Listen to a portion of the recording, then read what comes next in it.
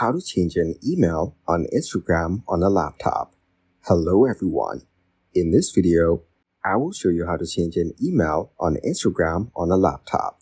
First, launch and open the Instagram app on your phone. Now, go to the Profile tab at the bottom. Here, tap the three bars icon in the top right corner to open Settings. Next, tap the Account Center option. Then select Personal Details and go to Contact Info. You can manage mobile numbers and email addresses in this section. To add a new one, tap the Add New Contact button at the bottom. After that, enter an email address you'd like to add. Make sure to enter the correct email and choose your account for it. In the next step, add a confirmation code sent to your email. Once added, your email address will be changed and updated on your account. Thank you guys for watching this video. Hope you got some value.